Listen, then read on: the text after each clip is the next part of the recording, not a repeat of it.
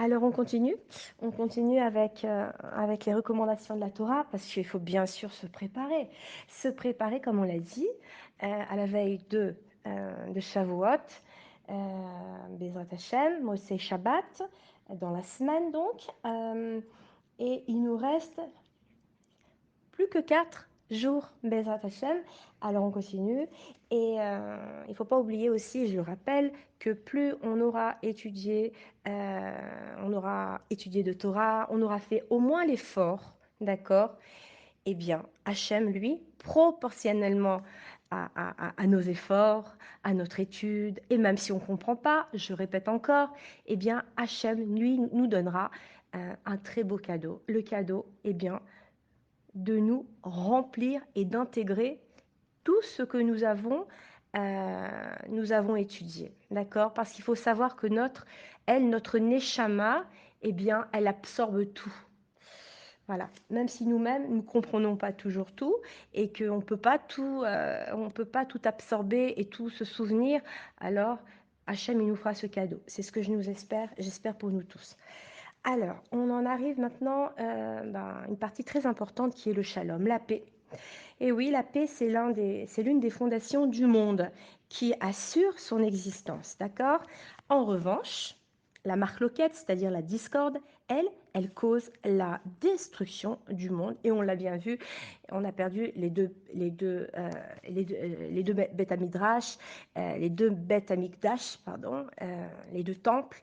Et on a vu aussi qu'avec ce qui s'est passé dernièrement, on l'a vu avec l'histoire des 24 000 élèves de Rabbi Akiva, eh bien, qui sont tous morts d'une épidémie parce qu'ils ne se respectaient pas et qu'il n'y avait pas de paix entre eux.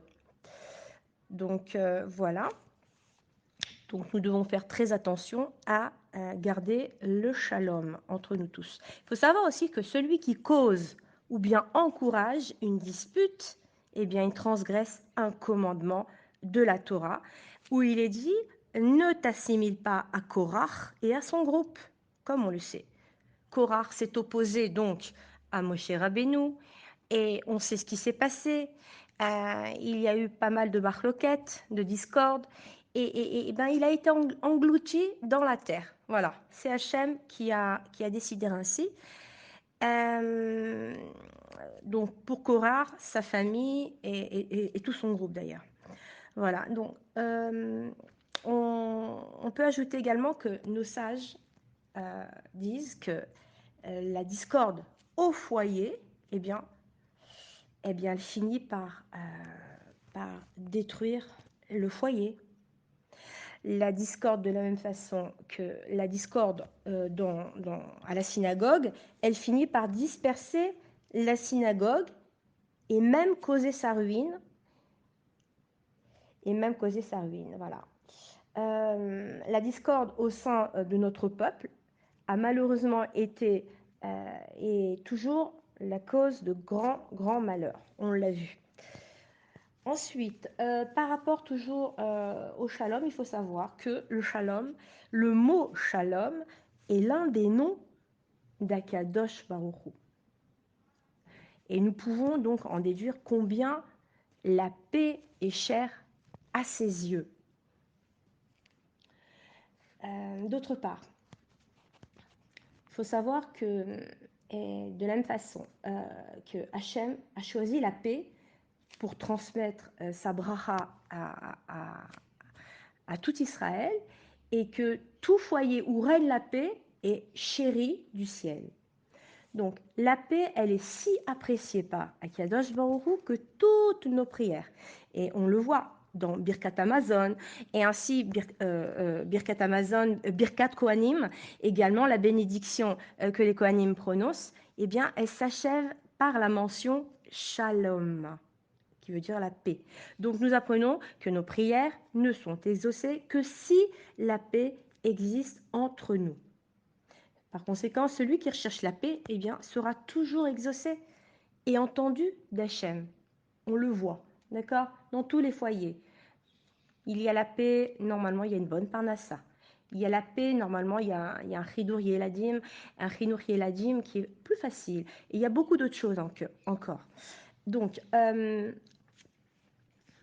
La paix, elle aussi, elle a une valeur euh, tellement extraordinaire que, comme nous l'enseigne la Torah, Hachem, eh bien, il a permis que son nom sacré soit effacé du parchemin par l'eau, qui servait à révéler éventuellement eh bien, l'innocence de la sota, cette femme qui était soupçonnée par son mari d'adultère. Et pourquoi? Afin de la réconcilier avec lui. Vous voyez combien le shalom est important. Euh, D'autre part, pareil, une autre chose importante, c'est euh, de nous efforcer de dire bonjour, de dire shalom à toute personne que tu vas rencontrer, tu vas la saluer et tu lui diras shalom, tout simplement. Même si elle n'a pas commencé, tu peux commencer à sa place. On n'a pas besoin d'attendre que ce soit l'autre qui le dise et c'est bien comme ça. Et réconcilier deux amis et deux conjoints, eh bien, c'est l'une et c'est une très grande mitzvah comptée parmi celles qui vont procurer des dividendes dans ce monde-là, d'accord? Mais dont le capital, eh bien, nous reste pour le Olam Haba, pour le monde futur. Donc, on y gagne dans les deux mondes. Hein. Et voilà. Et enfin, nous allons parler de notre grand maître Hillel qui disait sois du nombre des disciples d'Aaron HaKohen qui aimaient la paix et poursuivaient la paix. Et il aimait les créatures et les rapprochait de la Torah. Voilà. Donc, voilà pour ce qui est de réconcilier